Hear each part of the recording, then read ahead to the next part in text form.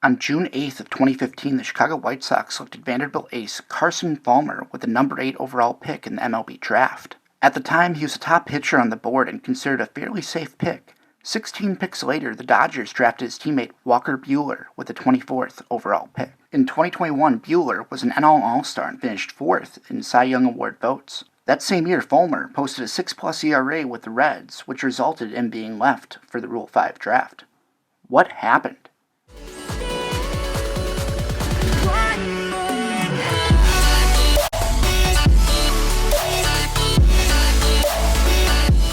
Hey guys, Brett here with Baseball Prospect Analysis, and today we're going to talk about Carson Fulmer's rise to collegiate success and his struggle to remain in professional baseball.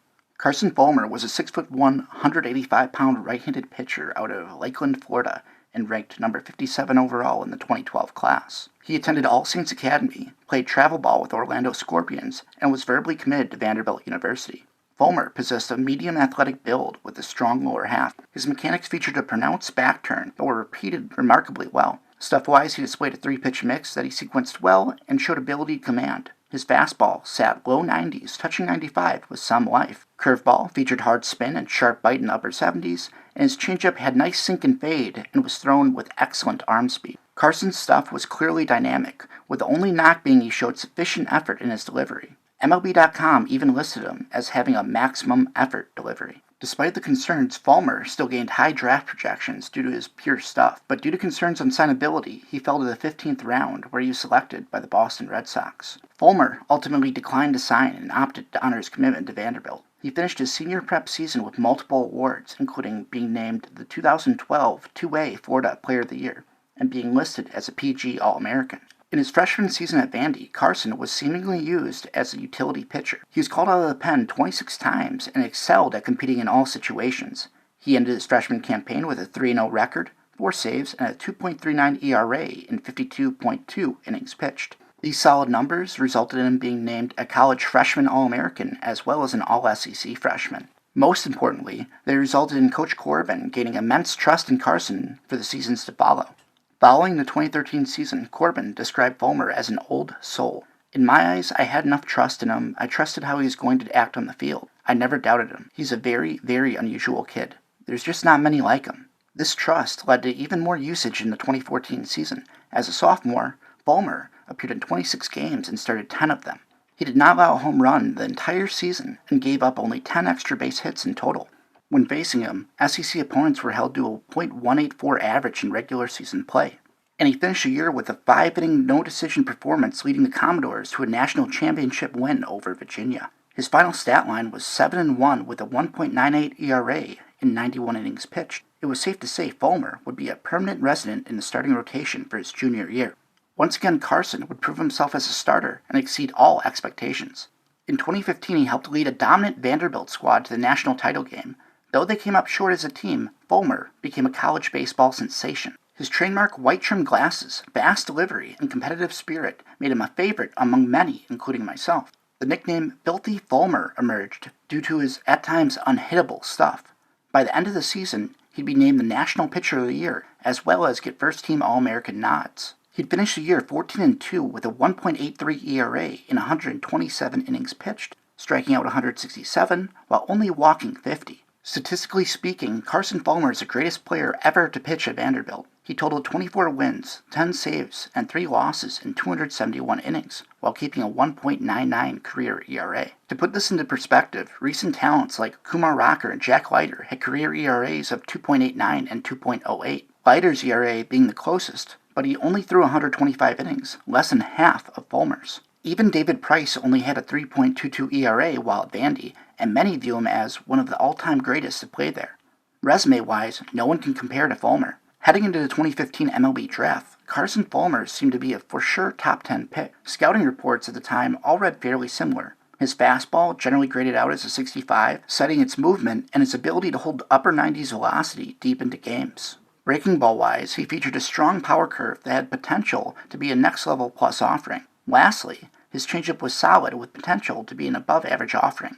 Carson's stuff and collegiate resume were first class, but his competitive nature, mound presence, and character truly made him the prospect he was. There was only one problem. Almost every report listed his size and delivery to be major red flags. Despite being listed at 6'1" in high school, many scouts noted he appeared to be quite shorter. More importantly, his delivery was still, if not close to, max effort. Though he had never been hurt and succeeded greatly in college, many feared he would not be able to hold up in the MLB as a starter. Rather than tone down his delivery, most scouts agreed focusing his energy toward being an MLB closer would be the best development route.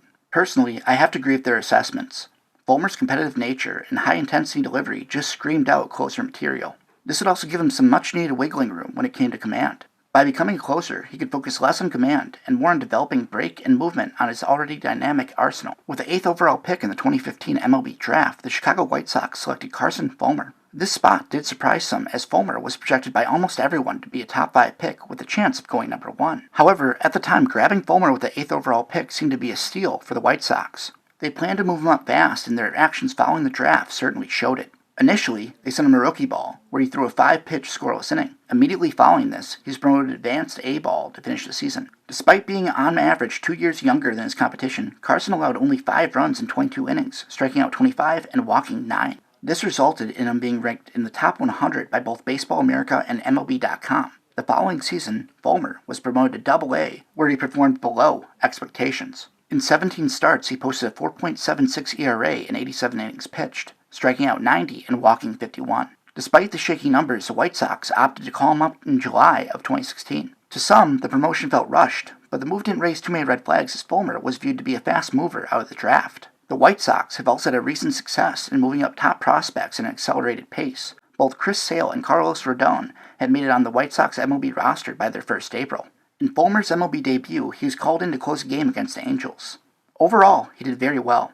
He closed the game out with 2 shutout innings, striking out 2, giving up 1 hit and hitting 1 batter. He also registered his first strikeout against future Hall of Famer Albert Pujols. Unfortunately, he struggled greatly following his debut. In 11 2/3 innings, he posted an 8.49 ERA, which led to the Sox optioning him off to AAA Charlotte. At the time, this made perfect sense, and his struggles in the big leagues were somewhat expected. The initial plan was for Fulmer to continue developing in AAA with a hopefully permanent MLB call-up scheduled for the near future. The problem was Fulmer struggled in AAA just as much as he did in the majors. So instead of being called up permanently, he was essentially stuck in a real-life game of Pong, constantly bouncing back and forth between AAA and the majors. This would go on for 6 years, with the only change being in 2019 when the White Sox moved him to the bullpen rather than starting him. In the final 2 years, Fulmer had actually played for 6 different teams. On July 25th of 2020, the Tigers picked him up off waivers. Then, 29 days later, the Pirates picked him up in the same fashion, just to send him to the Orioles less than 2 weeks later. Now, the Pirates must have had some seller's regret, because not even 3 weeks later, they picked him back up from Baltimore. Despite being a Pittsburgh Pirate twice already, Fulmer would never throw a single inning for them, as he was sent to Cincinnati off waivers March 14th of 2021. After yet another frustrating year in between the majors and AAA, Carson would find his new home that offseason. On December 8th of 2021, the Los Angeles Dodgers would sign Fulmer to a minor league contract and issue him an invite to spring training. Normally, I'd go over his stats with every team and break down his positive and problem areas, but due to him having so many different stat lines, I'm going to average them out for you guys. These stats will cover the 2016 through 2021 seasons and will split up into minor league and major league stats. In the minors, Carson went 20-32, posting a 5.16 ERA in 372 innings pitched. He would strike out 364 while walking 208. In the majors, he went 6-9, posting a 6.41 ERA in 130 innings pitched, striking out 118 and walking 82. Add on the 17 batters he hit, and that comes out to 99 free bases. In general, Fulmer has 2 major problems that kind of bleed into each other. First, he allows way too many free bases. Very few MLB relievers are able to keep their job with a high walk rate, and the ones who can generally close out games and don't get hit. That also would be Fulmer's second problem. He may have a decent strikeout rate, but his opponents get wood on the ball far too often. Allowing as many free bases as he does, plus his lack of ability to miss bats consistently, results in his awful ERA. So now we must ask the question, what happened? Why is a former top 10 pick struggling this much 7 years later? Well, to start, the White Sox drafted Fulmer as a starter and planned to use him as such. Rather than building on his competitive nature, they toned it down, though there are not direct reports of the White Sox altering his mechanics. When you compare his Vanderbilt motion to his White Sox delivery, you can tell it's certainly been changed. Carson even admits this in an article from this past March explaining, "I made a lot of mechanical changes and did a lot of reps the wrong way, but I wanted to fly through the system and make it to the big leagues. I think I just wanted to please a lot of people more than just myself." His highly rated fastball had now lost almost 4 miles per hour on average, now sitting in the low 90s. Velocity isn't necessarily a must-have in this situation, but when you can't command the pitch, it certainly helps. It's also very concerning that his velocity drop is present as a bullpen pitcher, as he used to hold upper 90s heat late into games at Vandy. You would think transitioning to the pen would allow him to unload his fastball more freely, but that hasn't been the case.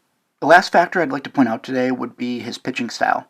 At Vanderbilt, he succeeded greatly throwing competitive pitches. For those who haven't pitched or trained at a high level, let me explain what this means. In youth and high school baseball, most coaches focus on their pitchers throwing first pitch strikes and getting ahead in the count. They'll then wait for an 0-2 or 1-2 count and call for an out pitch. This will generally be a breaking ball that starts in the zone and finishes out, or a high fastball above the zone. Even high-level prep pitchers will generally follow this sequencing, but will do so by utilizing all their pitches and will often paint the corners in 0-1 and 0-0 counts. In collegiate and pro ball, you'll see many more coaches and pitchers focus on throwing competitive pitches. There's other terms and labels for these styles of pitches, but I'm just going to be using the label competitive pitches as that's how I was taught. A competitive pitch is a pitch thrown just outside of the black. It should be much closer than an out pitch, but should not actually land in the zone. A prime example of this would be a righty throwing a two-seam fastball in on the hands of a right-handed batter. The pitch should start on the inner half of the plate and finish just inside an inch or so out of the zone. This could tempt an opponent sitting first pitch fastball to pull the trigger and either miss or produce weak contact for a grounder and a quick out. It also sets up a four-seam thrown inside for a strike or a breaking ball thrown in the zone low and away. For a cutter slider guy, you could also do the same with the outside of the plate. Start with an 0-0 slider that starts in the middle outer half of the zone and finishes just outside, then follow up with a cutter that starts in a similar position but actually finishes in the zone due to the lesser movement. The main idea here is to force batters to create strikes. At higher levels, pitches left in the zone are shelled. Whether they're going 85 miles per hour or 95, it doesn't really matter. But by tunneling your pitches together and using your pitches' movements to complement each other, you can succeed at this level by throwing 30 to 40% of your arsenal out of the zone. This forces umps to expand the zone and make calls they might normally not, and forces hitters into uncomfortable counts, weak contact, and a damaged perception of the strike zone. The balls they do get a hold of generally won't be barreled up, which is truly the main objective. Every pitcher gives up hits, but we'd much rather take a flare over to first base for a single than a double in the gap. If you watch tape from Fulmer's last 2 years at Vanderbilt, you'll notice he does this religiously. He showed the ability to get opponents to swing at pitches just outside of the zone, and often got low, inside, and outside fastballs be called for strikes, despite them arguably being out of the zone. So why isn't this working at the pro level? Well, there are a couple of reasons. Umpires in the pros are generally better. The strike zone becomes smaller, and they're less likely to expand the zone. That, of course, is a general statement. We have all seen our fair share of questionable calls at the MLB level, but most importantly, hitters are much more advanced and disciplined. We're talking about MLB and AAA opponents. These guys aren't just a little better than SEC competition. The difference is night and day. These guys have faced the best of the best, and for the most part, have no problem with pitch recognition. For someone like Fulmer, this is a huge issue. Yes, he'll still get his strikeouts, but when they don't bite on that 0-0 or 1-0 pitch, he falls behind and has to battle back. This leads to many 2-0 counts where professional hitters do their best. An MLB-level pitcher will usually opt to use their best pitch and locate it somewhere the hitter will lay off it. For instance, a cutter on the inside of the plate, a breaking ball that finishes low and inside, or a two-seamer thrown outside that runs into the outer half. The pitch essentially has to be a strike while looking unappealing to the batter. The problem is, Carson struggles with this greatly. His command has not gotten better since college, and that directly impacts his ability to succeed while behind in the count. This results in a multitude of walks and pitches being left directly over the plate for hitters to feast on. So now that we've addressed the main problems, we have to ask, how can he fix this? And does he have the ability to play in the MLB again in the future? Well, first off, I'll say I think he certainly has the ability to make a big league lineup again in the future. I don't think he'll be an MLB All-Star, but his stuff is too good to remain in the minors. The first 3 years of his career I think were wasted trying to transform him into something he is not. Carson Fulmer was a fierce competitor and an attack-first, ask-questions-last pitcher. The White Sox, and I truly believe himself, tried too hard to change him into a methodic starting pitcher. Yes, he has been a true reliever now for the past 2 seasons, but I think being moved around so much has postponed his return to his former self. In that same article I mentioned earlier, Carson talks about watching old video of him at Vandy, and how he wants to get back to competing and being himself. I think that's the most important thing for Carson right now. He needs to get his mojo back. Once he has that confidence and intense demeanor going again, then the other steps will be much easier. While he certainly needs to work on his command and walk rate, I think reverting to his original mechanics will help a lot of this in general. Let's bring back the effort and fast-paced delivery with the understanding that he will build on that. If he can get back to being comfortable and confident with his delivery, then just maybe he'll have an easier time honing in his command. Lastly, I'd like to see his velo back up to the upper 90s. I don't think Fulmer will ever be able to pinpoint with his stuff, but an upper 90s fastball will give him a little bit more leeway. A low 90s fastball with a lack of command has already shown to be fodder. Without an increase in velo or some development of an elite sinker or cutter, I don't see him lasting long. Having Bueller in the organization should also help him get the opportunities he needs. The Dodgers are by no means shy in using multiple arms either. In 2021, they used a franchise record 37 pitchers throughout the season. Let's just hope the Dodgers develop him as a reliever and don't prioritize him as a possible starter. As always, I truly wish the best for Carson Fulmer, and hope to see some big league action from him this year. If you guys made it to the end of the video, I'd like to thank you for your time. If you guys have been following me for a year or so, you'll notice that, I originally had a pretty big spike in views, and I actually got an algorithm for a bit and recommended pages, and that was awesome. And it's really cool because I really wanted to, grow this channel and make a career at some point. Unfortunately, due to a new job and some pretty bad health issues that came up, I didn't upload for about a year, so I did lose a good amount of average viewers, I'd say. But now things are going pretty well. The health concerns have kind of dropped off, which is always good. Job is good, and I'm going to be dedicating a lot more time to this. So expect to see a more regular schedule and more videos uploaded every month. And I really do love making these videos.